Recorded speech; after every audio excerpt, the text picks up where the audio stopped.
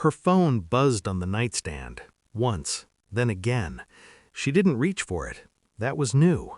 I watched the screen light up the ceiling, a name I'd memorized without meaning to, a name she swore meant nothing. She was in the shower, humming, steam bleeding under the door like a slow confession. The phone buzzed a third time.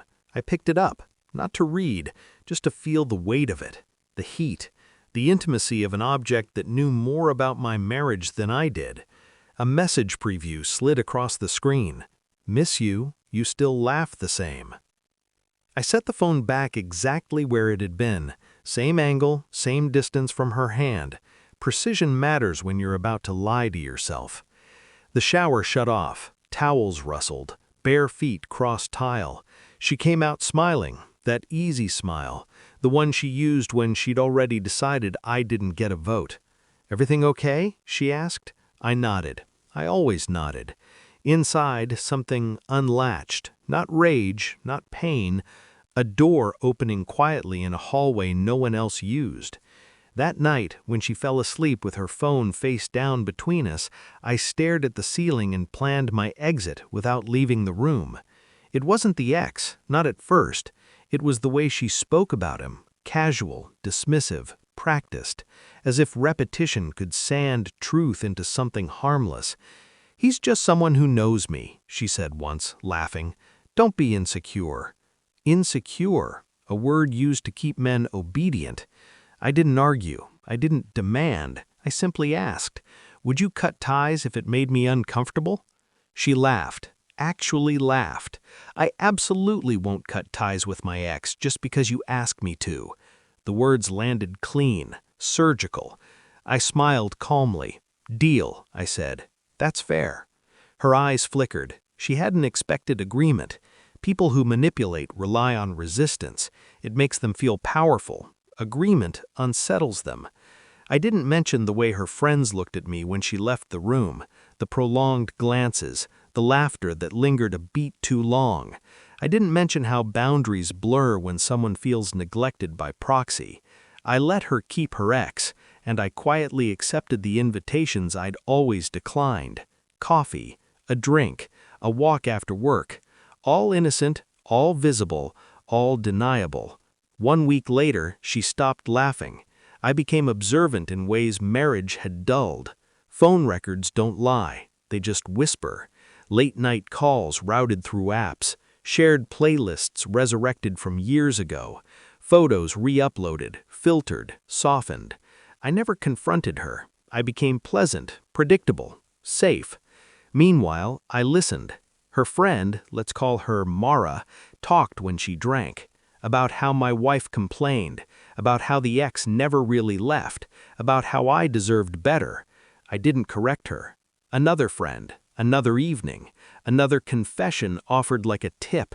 Patterns emerged, triangles overlapping. My marriage wasn't crumbling, it was being curated without me. I went home every night, kissed my wife's cheek, asked about her day. Inside, I rehearsed questions I'd never ask. The DNA test wasn't for a child, it was for truth, for the last physical artifact she hadn't yet erased, a hair in the drain, a glass she'd kissed. Science is merciless, it doesn't care who cries. While I waited for results, I posted nothing. I let her friends do it for me. Photos where I existed just outside the frame, laughter implied, not shown. She noticed. "People are talking," she said, brittle. I shrugged. "So are you," I thought. The envelope arrived on a Tuesday. Thin, unimpressive, heavy anyway. I read it once, then again. Then I folded it neatly and slid it into my jacket pocket like a business card. That night she accused me. "You're enjoying this," she said, "parading yourself." I handed her the envelope. She opened it slowly, confidently. Then her hands shook. The room went quiet in a way only lies can create when they finally run out of air. "You tested me?" she whispered. "I verified you," I said. Tears came fast, excuses faster. She reached for me like gravity could undo evidence. I stepped back. Her ex wasn't just an ex. He never had been. The overlap wasn't accidental, it was curated, maintained, protected. I felt nothing. Not then. Shock is a luxury for people who didn't plan. The revenge wasn't dramatic, it was procedural. I forwarded the report. To her. To him. To the friends who'd warned me quietly. To the ones who hadn't. Transparency is cruel when you're hiding. She begged, apologized, blamed loneliness, blamed me. I nodded, calmly. I said deal, I reminded her. I meant it. The social circle fractured, sides formed. Truth spread faster than gossip ever had. Her friends stopped answering her calls. Mine stopped asking questions. I didn't move out. I simply stopped being hers. The last night, she stood in the doorway and asked if I ever loved her. I considered the question carefully. I loved who you pretended to be, I said. That person doesn't exist. I left at dawn. No note, no speech, just space where my presence used to soften her lies. I didn't win. I didn't lose. I reclaimed authorship. Some people mistake calm for forgiveness.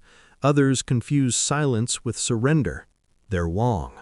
I walked away carrying nothing she could take back. And for the first time since the truth buzzed on her phone in the dark, I slept without listening for it.